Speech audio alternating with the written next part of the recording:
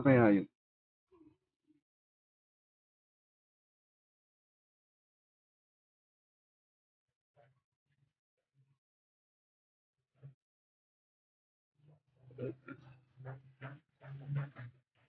Ano kaya yun? Dito lang kanina yun. Whew. Ano yun? Dito lang kanina yun eh.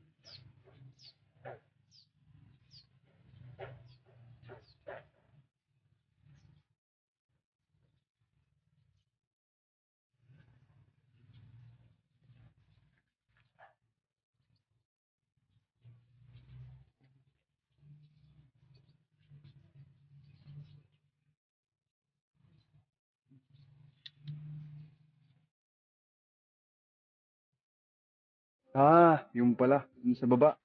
Nahulog. Finally.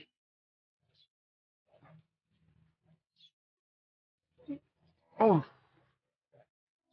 Hirap. Na-stress ako dun ah. So, kapakita ko lang guys. Ito siya. Kita ko sa inyo yung... Wow. Oh. Bale, 1, 2, 3, 4, 5. 5 plus 4, 42, bale 47.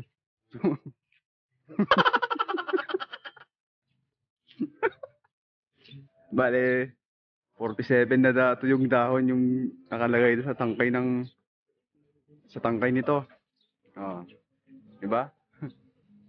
Kala nyo naghahunt ako ng spider, no?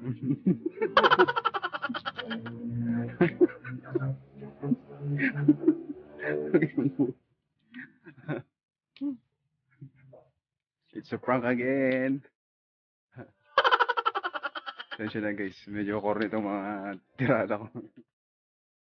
Ah, pero hindi po ako naghahunt ng spider kasi nung bata ako ginagawa ko yun.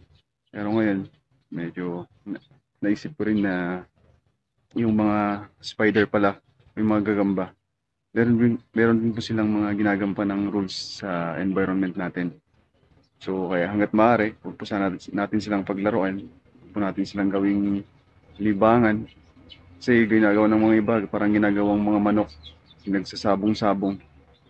So isipin po natin na meron din silang mga rules sa environment natin, tsaka may buhay din sila. Kaya sana wag po natin silang paglaruan. So yun lang po. Thanks again for watching and please like, share, and subscribe. Thank you so much.